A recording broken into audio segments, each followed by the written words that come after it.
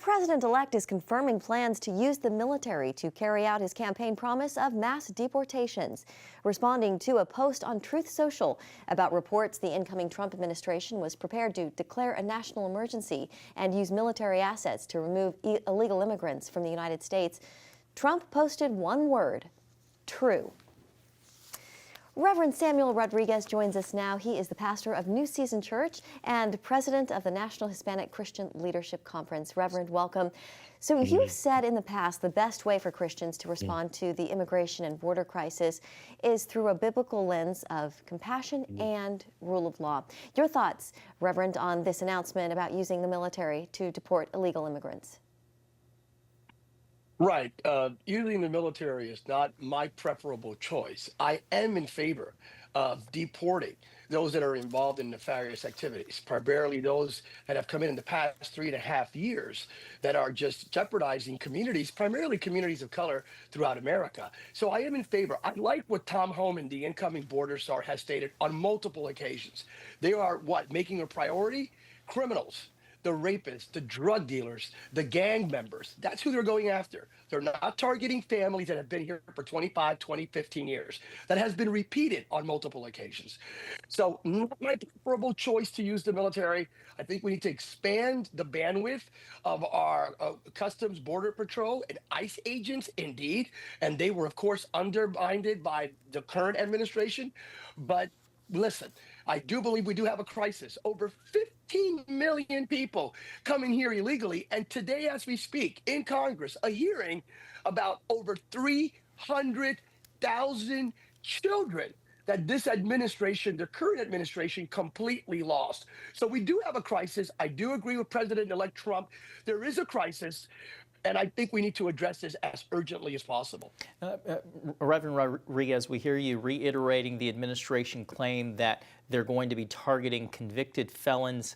But what do you say to immigrants who are terrified that they'll be deported or their families will be torn apart? We've already seen a lot of reporting out there that there are some families or some family members who are already self-deporting. Yeah, the self-deporting is something actually I recommended about 2 years ago. And it's not a bad idea for those that have recently come in. I just want to speak to those that have been in the country for 15, 20, 25 years, who are God-fearing, hardworking, not living of government subsidies, whose kids were born here. I have received assurances that the incoming administration will not be targeting these families.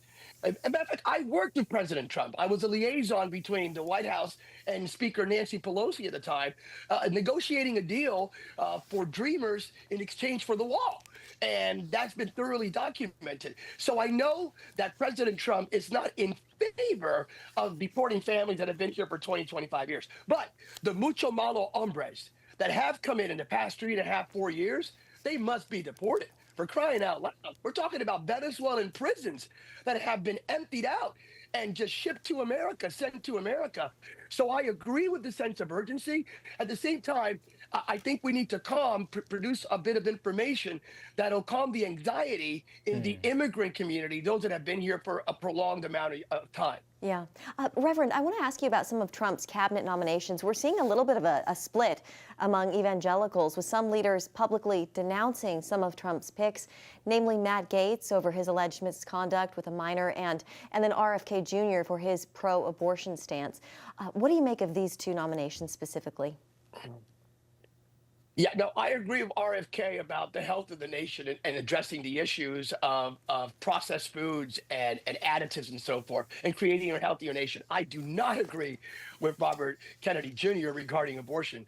And I think there's a conversation that needs to be had with the evangelical community and the incoming administration. As you well know, that evangelical community came out strong, even stronger than 2020 or 2016, and helped take President Trump over the top in Pennsylvania, Michigan, Wisconsin, North Carolina, Georgia, Nevada, and Arizona. So that conversation needs to be had. And our voice should not be ignored. And to Matt Gaetz, likewise, it's not Sam Rodriguez's preferable choice. However, the president has an agenda, Right. and he wants to do away with the corruptive elements of lawfare. So we're giving him the benefit of the doubt, but I think we need to have a conversation between the transition team and the evangelical community on these nominations. All right, that's going to have to be the final word. The Reverend Samuel Rodriguez, with pastor of the New Season Church. Thank you so much for being with us this evening.